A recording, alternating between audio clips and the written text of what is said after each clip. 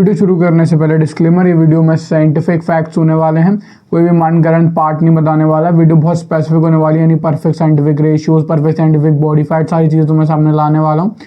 तीसरी चीज़ होने वाली है तुम्हारा कि वीडियो में मैं पूरी डिटेल गाइड्स और डिटेल कोर्सेज का 10 मिनट की समरी रख रहा हूँ, तो बहुत फास्ट और बहुत तेज नॉलेज होने वाली है, तो जल्दी से पेन कॉपी लेके बैठ जाओ, तुम भूल जाओगे। ये बहुत ज़्यादा बेसिक है। इस सबसे पहले शुरू करते हैं बीएमआई और बॉडी फैट पे। बीएमआई क्या होता है? Body mass index. तुम्हारा हाइट, वेट और एज का एक रेशियो होता है जिससे कि तुम्हारा बीएमआई आता है। बीएमआई बहुत अच्छा इंडिकेटर होता है जब तुम एक एवरेज बंदे को कैलकुलेट कर रहे होते हो, लेकिन इस केस में बीएमआई उतना कारगर नहीं होगा। लेकिन अब यहाँ पे हम बीएमआई का सेकेंडरी यूज करने वाले हैं, वो ऐसे बॉडी फैट परसेंटेज के साथ मिक्स करके। Most attractive body fat percentage to a women according to Jia and colleague से एक स्टडी है, वो होता है 8 से लेके कहीं ना कहीं 12 के बीच में। तो यानी कि जो 12% बॉडी फैट है वो एक सबसे ज़्यादा सस्टेनेबल, मतलब हार्ड टू सस्टेन है ऑफकोर्स एवरेज के लिए, लेकिन एक काफ़ी स्वीट स्पॉट होने वाला है जिस पे तुम एम कर सकते हो अपने पीक पे कभी पहुंचने का और उसमें सस्टेन मेंटेन करने का। अब 12% बॉडी फैट के एक ज़्यादा, इस बॉडी फैट के साथ एक बहुत ज़्यादा सा क्लीशे वाली बात होती है कि इससे ज़्यादा जो लीन होते हैं 8 से lean stage ready percent of the man who can sustain stage ready physique all throughout the year are very very few. ठीक है, उनकी नंबर्स होते हैं वो बहुत कम होते हैं और proportionate to the women that are attracted to them are very high, तो इसलिए उनकी डिमांड ज़्यादा होती है। तो टेक्निकली अगर तुम जेनेटिक एनामोली हो या तुम बाहर से सब्सटेंस ले रहे हो, तुम इतना, वैसे तो मेरे ख्याल से सब्सटेंस वाले भी नहीं ले सकते, लेकिन अगर तुम हो मान लो peak of the peak genetics में, तुम इतना सस्टेन कर सकते हो ईयर थ्रू आउट, तो ऑफकोर्स तुम बहुत ज़्यादा ही ज़्यादा डिमांड में होने वाले हो। दूसरी चीज़, अगर तुम 12% बॉडी फैट पे हो और मतलब हो नहीं या फिर जाने वाले हो, तो उस पे होते हुए तुम्हारा जो बीएमआई होना चाहिए वो होना चाहिए 24 से 26, because according to scientific studies 24 से 26 इज मोस्ट अट्रैक्टिव बीएमआई। ना तुम्हें ऐसी फिजिक बहुत तगड़ी लगने वाली है, ना कि ये ब्रैड पिट वाली। ऑफकोर्स ब्रैड पिट वाली अट्रैक्टिव थी, लेकिन मोस्ट अट्रैक्टिव होने वाली वो 24 से 26 बीएमआई के बीच में होनी चाहिए। तो हम 25 को ऐसा स्वीट स्पॉट ले लेते हैं क्योंकि वो इन दोनों के बीच में है ना। अब तुम्हें कितना वेट का होना चाहिए और कितना वो एज के हिसाब से सब तुम एआई के पास डालना, तुम्हें मिल जाएगा।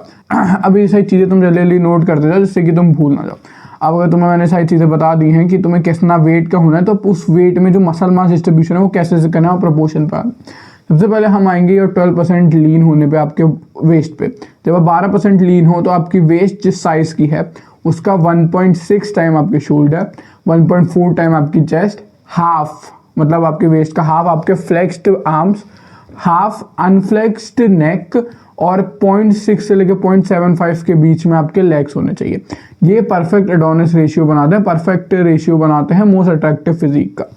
नाउ अब ये रेशियो तुम्हें कैसे मेंटेन करना है, कैसे पहुंचना है, उन पर पहले बात करते हैं। उससे पहले चीज़, अगर तुम अभी कहीं ना कहीं पे हायर बॉडी फैट परसेंटेज पे हो, जैसे मान लो तुम अभी 22 से 18 पे गिरोगे, 22 से 12 पे गिरोगे, तुम कहीं ना कहीं 4-5 kg अपने वेस्ट में, 2-4 अपने एक आध शोल्डर में, एक आध बाइसेप में, ऐसे करके लूज करोगे। तो अभी वाली जो कैलकुलेशन को यूज़ मत करना बिल्कुल भी।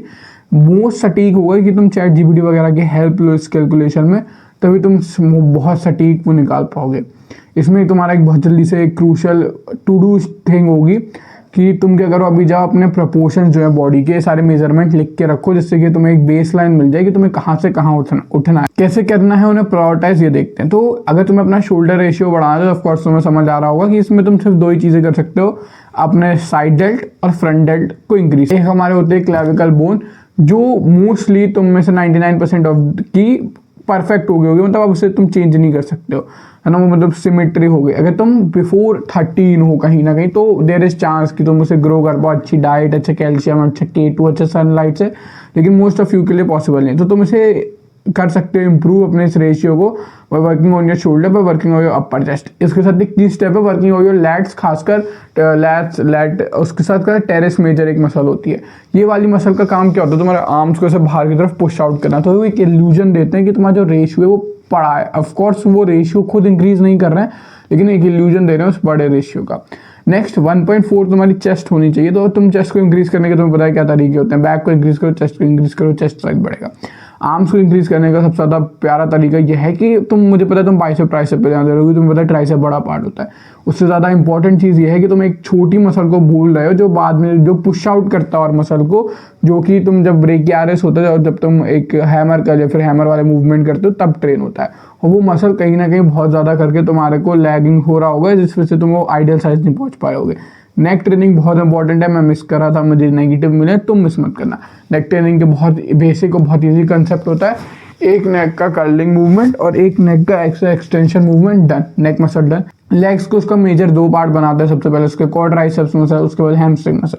क्वाड ट्राइसेप मसल को ग्रो करने का सबसे प्यारा तरीका होता है उसे स्ट्रेच फॉर्म में ग्रो करना, जो कि उसमें इंप्रूवमेंट दिखाएगी। तो स्ट्रेच फॉर्म के लिए तुम जा सकते हो सीसी स्क्वाट के लिए, जो एडवांस मूवमेंट हो गया, लेग एक्सटेंशन पे स्टिक कर सकते हैं इंटरमीडिएट टू बिगिनर वाले एथलीट्स। अब अगर तुम स्क्वाट से पहले एक स्ट्रेच पोजीशन में लेग एक्सटेंशन कर लेते हो तो तुम्हें काफ़ी अच्छा ग्रोथ मिलेगी, क्योंकि तुम अपना मैक्सिमम आउटपुट वहाँ खींच पाओगे। अगली चीज़, जो क्वाड्राइसेप मसल जो तुम्हारे ट्रेन हो गए, उसके बाद जो अगली मसल होती है वो तुम्हारी हैमस्ट्रिंग की मसल होती है। हैमस्ट्रिंग की मसल एक बहुत ज़्यादा डायरेक्ट मसल होती है। कोई भी एक हिप हिंज मूवमेंट जिसे तुम थोड़ा सा कॉर्ड डोमिनेटेड स्ट्रेच मोशन में ज़्यादा करोगे, वो तुम्हारे हैमस्ट्रिंग मूवमेंट को डन कर देगा। ये तुम्हारा लेग्स हो। अब इसके बाद बात करते हैं कुछ सटल इंप्रेसिव मसल्स पे। कुछ ऐसे मसल्स होते हैं जो इवन दो मे बी तुम्हारा रेशियो से भटक जाओ, लेकिन वो तो इंप्रेसिव लगते हैं द फर्स्ट लुक। उसमें आता है अपर बैक और आता है हिप। अब देखो अपर बैक में ना वो तुम्हारा ट्रैप्स का एरिया नहीं होता, वो थोड़ा सा मतलब ट्रैप्स ऑफकोर्स ट्रैप्स का एरिया होता है, लेकिन वो थोड़ा सा मिडल ट्रैप वाला एरिया होता है। तुम समझ जाओगे साइंटिफिक टर्म में, पता नहीं वो कौन से मसल्स होती हैं। और साथ साथ में होता है तुम्हारी ग्लूट। अब देखो ग्लूट्स इवन दो बहुत ज़्यादा वो नहीं लगते हैं कि मतलब तुम क्या ग्लूट्स फेमिनिन तुम्हें साउंड करते होंगे, लेकिन glutes is a good indicator of a strong physique.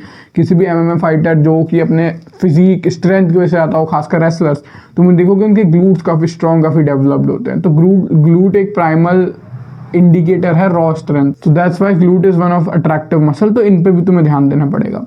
Now how to prioritise पे आते हैं। अब तुम्हें मैंने बता दिया क्या क्या प्रायोरिटाइज करना है। अब देखते हैं कैसे उन्हें प्रायोरिटाइज करना है। प्रायोरिटाइज करने के दो सबसे बेस्ट तरीके होते हैं। उनमें से पहला तरीका ये होता है कि तुम उसे सेपरेट वर्कआउट दे दो, जो कि मैं इनइफेक्टिव मानता हूँ। और ये मतलब सेल्फ एक्सप्लेनेटरी है कि सेल्फ एक अलग वर्कआउट डे मतलब एक अलग वर्कआउट। दूसरा तरीका जो मुझे ज़्यादा इफेक्टिव लगता है वो ये है कि उन्हें प्रायोरिटाइज करने के लिए उन्हें पहले करने लगो अपने वर्क, या फिर और उनकी फ्रीक्वेंसी बढ़ा दो। लेट से तुम्हारे को अपने साइड डेल्ट को प्रायोरिटाइज करना है, तो तुम साइड डेल्ट को हफ्ते में 3 बार सबसे पहले करने लगो 2-2 सेट के लिए। वीकली बस 6 ही सेट हुए, जो कि तुम्हें लग रहा होगा कम है, लेकिन वो ग्रोथ ज़्यादा देंगे, क्योंकि तुम उन्हें सबसे पहले करे तो तुम अपना मैक्सिमम आउटपुट से उन्हें प्रायोरिटाइज कर पा रहे होगे। सीधी सीधी बात। इवन आफ्टर प्रायोरिटाइजिंग और द मसल्स एंड और द शिट, तुम्हें बेसिक नहीं भूलनी है। एक कैलोरी सरप्लस बल्क करने के लिए, कैलोरी डेफिसिट कट करने के लिए, प्रोग्रेसिव ओवरलोड तुम्हारा बेसिक है।